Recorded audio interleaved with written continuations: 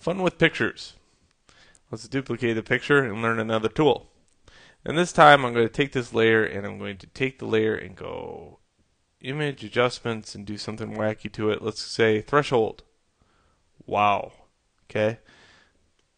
Alright, so if I have it on threshold, and let's say I want to paint her back in, I could do that using this wondrous tool called the art or the history brush tool.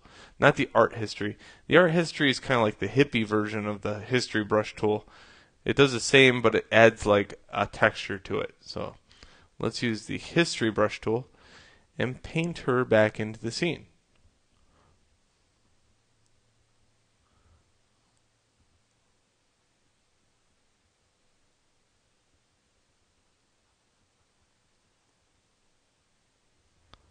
Yep, just like that.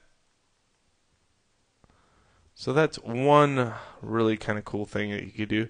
Of course, you could do the exact same thing by duplicating the layer and turning one to threshold and the other one not threshold. But those are things that you're going to learn that, one person's going to go, well, you could have just done this. And then you could just like, well, you could have just done this also. So you'll get this constant Photoshop nerd war going on that you'll never stop. So there's that. Pretty neat, huh? Okay, now other things that you might want to do to a photograph to enhance it. Let's get rid of that now that I got that done. Let's duplicate it. And what I could do is, let's say I paint her. Go into the brush, and I'm going to paint her red.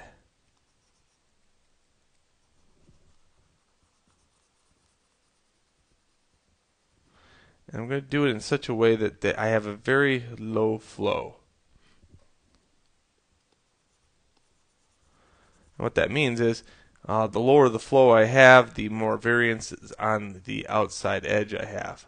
So I don't want to make this perfect. I do want to make it sort of pseudo-perfect on the face, and that's about it. Other than that, this rest of this area can be a little bit more lenient on it.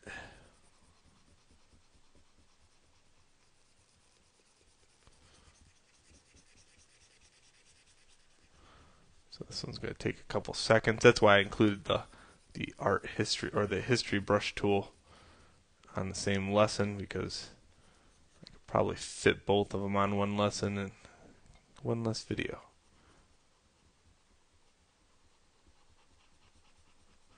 Okay, good enough.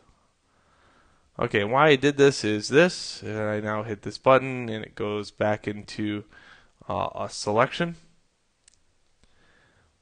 And I can see parts I missed, but I can go filter, blur, Gaussian blur, and now I can blur out the background.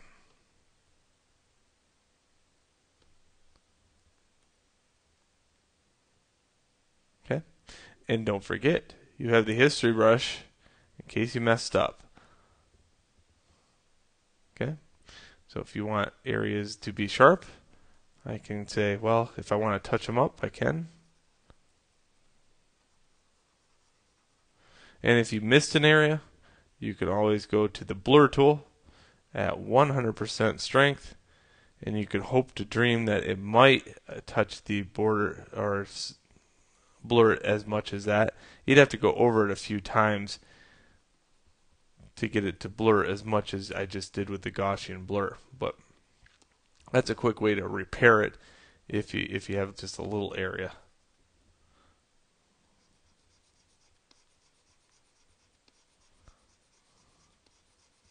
There we go.